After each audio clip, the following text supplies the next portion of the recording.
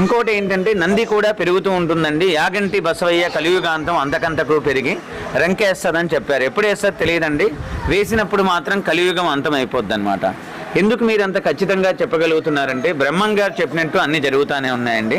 ఆయన చెప్పిన దాంట్లో యాగంటి బసవయ్య కూడా ఒకటి ఉందండి. ఇంకోటి ఏంటంటే ఇక్కడ కాకి కానీ గ్రద్ద కానీ శని నవగ్రహాలు ఉండవన్నమాట. ఎందుచేత అంటే అగర్ష్య మహాముని అనే ఒక ఋషి ఉండేవారు. ఆ ఋషి తపస్సు చేసేటప్పుడు ఒక రాక్షసుడు కాకి రూపంలో వచ్చి మాంసాముద్దలు తీసుకొచ్చి వాళ్ళ హోమంలో వేశారండి. వేసినప్పుడు వాళ్ళ హోమం భంగం అయిపోయిందనమాట. అప్పుడు ఆ ఋషి కోపంతో శాపం ఇచ్చారు. సూర్యచంద్రాలు ఉన్నంత వరకు కాకి గ్రద్ద రాకూడదని శాపం ఇచ్చారండి. అప్పటి నుంచి ఇప్పటి వరకు కూడా రావన్నమాట. పొరపాటున ఒకవేళ వచ్చినా బయటికి వెళ్ళిపోతానే చనిపోతాయండి. ఇంకోటి ఏంటంటే ఎక్కడైనా చూడండి గోపురానికి పైన 5 కలశాలు ఉంటాయండి, ఇక్కడ 7 ఉంటాయి అన్నమాట. అంటే వైష్ణవ ఆలయం ప్రకారం గుడి కట్టారండి. ఇక్కడ కొండల్లో నుంచి కూడా నీళ్ళు వస్తుంటాయి, ఎక్కడి నుంచి వస్తాయి తెలియదు. 24 గంటలు